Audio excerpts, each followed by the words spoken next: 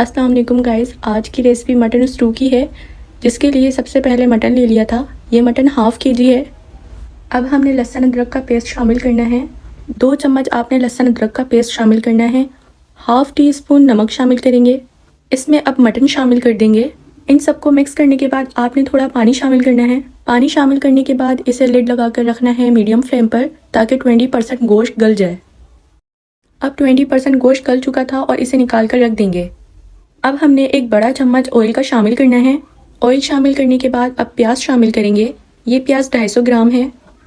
प्याज शामिल करने के बाद अब साबुत गरम मसाला शामिल करना है। इन सबको मिक्स कर देना है अच्छी तरह।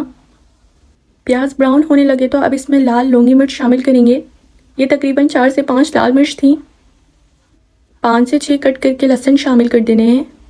अब 1 टीस्पून सौंफ शामिल करनी है और 1 टेबल स्पून साबुत धनिया शामिल कर देंगे और 1 पिंच अजवाइन शामिल करेंगे। इन सबको अच्छे से मिक्स करना है।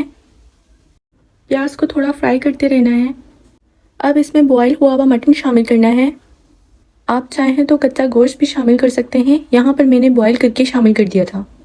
मटन शामिल करने के बाद आपने इन्हें अच्छी तरह मिक्स करना है।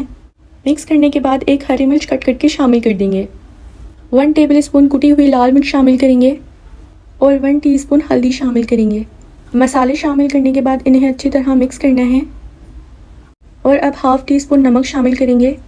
हाफ़ टी स्पून नमक अभी शामिल करना है और हाफ़ टी स्पून नमक गोश्त बॉयल करते हुए शामिल करना था। नमक शामिल करने के बाद इसे अच्छी तरह मिक्स करना है और जो गोश्त बॉयल करते हुए यखनी वाला पानी था वो भी शामिल कर देंगे। अब थोड़ा फ्राई करेंगे।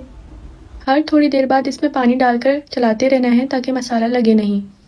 अब इसमें 3 दरमियानी टमाटर कट करके शामिल कर देंगे और एक हरी मिर्च भी कट करके शामिल कर देनी है। टमाटर और हरी मिर्च शामिल करने के बाद इसे अच्छी तरह मिक्स करना है और अब दोबारा से पानी डालकर रख देंगे। दोबारा इसे 10 मिनट के लिए हम दम पर रख देंगे।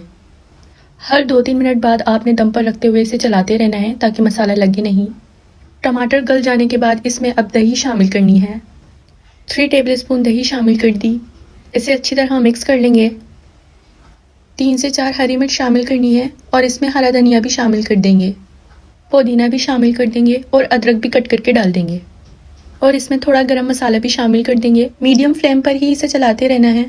इसे अच्छी तरह मिक्स करने के बाद स्टू बिल्कुल तैयार था। अब इसे निकाल देंगे।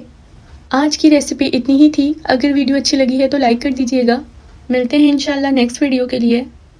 आई होप कि ये आप ज़रूर ट्राई करेंगे। ओके, अल्लाह हाफ़िज़।